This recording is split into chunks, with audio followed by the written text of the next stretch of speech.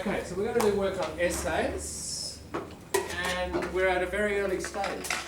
We're at kind of week one, end of week one of research. So you've chosen your topic, and by now, hopefully you know something about the topic. Obviously you're going to know more fairly soon, in the next 2 weeks. So, you've got a very big piece of paper here. Hi, Walid. There is a reason why you have a very physically big piece of paper. What size paper is that?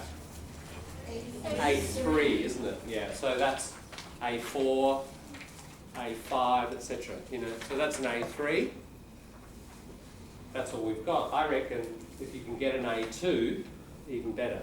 And when I do a concept map, I've got this computer printout paper that is kind of A2, and I always work with a big piece of paper.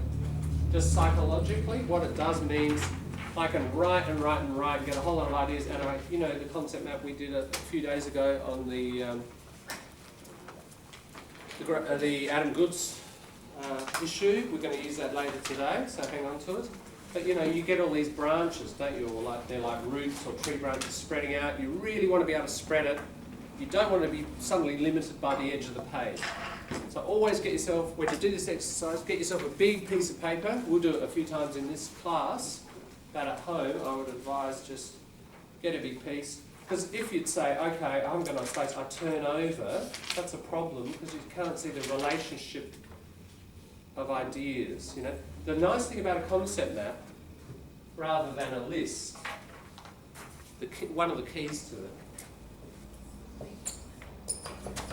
is you can do this sort of thing, can't you? You can say causes or damages or whatever. And even within groups, we can show relationships of ideas. You can't really do that when you've got, say, linear notes.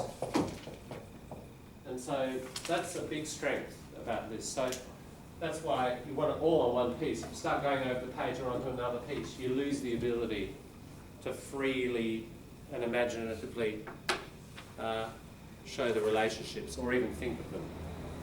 So what we're going to do is a concept map of your topic at this point. Now we're only at the end of week one. We've got another couple of weeks to go. So clearly it's not going to be the be-all and end-all, that's the phrase, the final product. But what do you know and what do you think at this stage? It's not just what you know, it's what you think. So if you're writing your argument, if I said, right, come up right now and argue a position. So it's not what you know, it's like what you think, your opinion, based on fact. It's going to be a mixture of fact and opinion here, isn't it? All right. What is your position? So put it in the middle here. Great Barrier Reef dredging must, say, be stopped, or shouldn't be stopped, or should be stopped, or shouldn't be stopped, whatever. Put that in the middle. Okay, what are your reasons? What are your ideas? What are your recommendations? Maybe here's your conclusion. Maybe you're not ready to conclude yet, but you're ready to do something here. Now, probably next week, next Friday, we'll pull it out again. So keep this with you.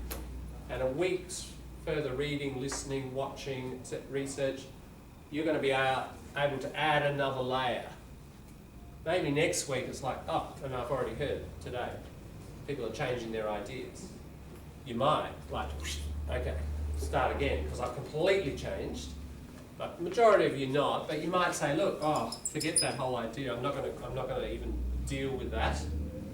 I've actually got another whole branch that I'm growing in my head. So you're going to modify. Probably next week, all of these branches are going to grow further branches and leaves, aren't they? You know, slowly, slowly, it'll build.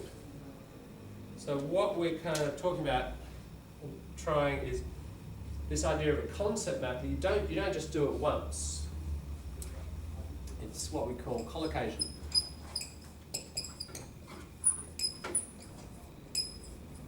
It's a work in progress.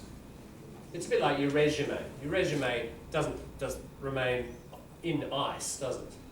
It grows as you get more skilled, have more experience. You're adding, you're modifying it for different employers, etc. Same with something like this. For the life of your assignment, it will grow. Obviously, in an exam situation, it doesn't. You know, you've got 3 minutes to do this and then an hour to write or whatever. But this sort of project that we're talking about, very typical projects of 5, 6, 8 weeks. It could be for work. You've got a report to write after a month of research, or it could be a university assignment. Do concept maps, but don't do them just once. Do them right at the beginning. Even a good thing, we didn't do it, but you could, as soon as you get your topic, what do I already think? Without Googling, without looking at the ABC, without going to the database, what do I already know? What do I think? You know, even day 1, hour 1, minute 1, and then develop it from there. We're doing it a little bit later. We're doing it at the end of week 1. But we're going to revisit this for the next probably 2 or 3 more times. Got the idea? Okay, so put your position in the middle. And you've got about 10-15 minutes to just grow the vines. Yeah, it's a brainstorm exercise. Can I have one?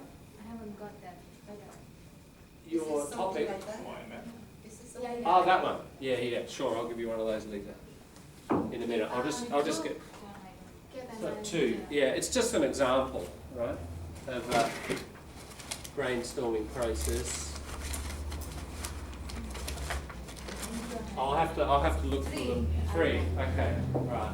But you've got the idea of what it is. You got the idea of how this works. Okay. All right. While the others do it, I'll come and give you one and explain.